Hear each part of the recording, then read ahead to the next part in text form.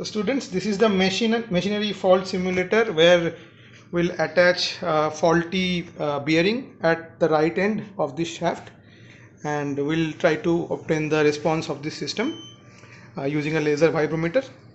So now in this setup, different faults can be studied. For example, at the left end you can see a coupling. There is a bearing at the left end also. There is a bearing at the right end. Also there is this using a belt. This setup can be rotated, and also there is a gear setup. That gear setup can be connected to a cam follower setup, which is not shown in this setup.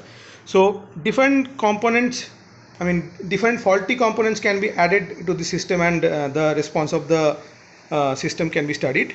Now for this experiment we'll use different bearings at the right end of the shaft and try to obtain the response of this system on the screen.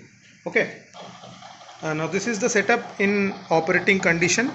Now in here we can set the input frequency in hertz, and the motor here will start to rotate this shaft. Now the rotational frequency of the shaft is shown on this meter, because you can see that there is some discrepancy in the input reading and the actual speed at which the shaft is rotating. The discrepancy is there because the motor is not an ideal motor. We're not going to go into the details of all those things.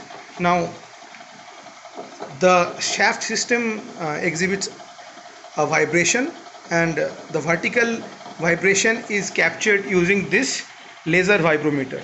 Now you will see that a beam is imparted on this shiny surface, and the beam then goes back to this laser vibrometer, and from the phase difference of the outgoing beam and the incoming beam, there is some mathematical calculation involved, and from the phase difference the response of this vibration can be obtained, and it can be seen on this screen, as you can see. Now for this experiment purpose we will provide you the data. Okay. Now the bearing that is already mounted here is a combined race bearing. That means the fault is present in both inner and outer race. Now we also have inner race bearing and outer race bearing here, and we can change the bearing present here and try to obtain the response of the system in similar manner. Okay, so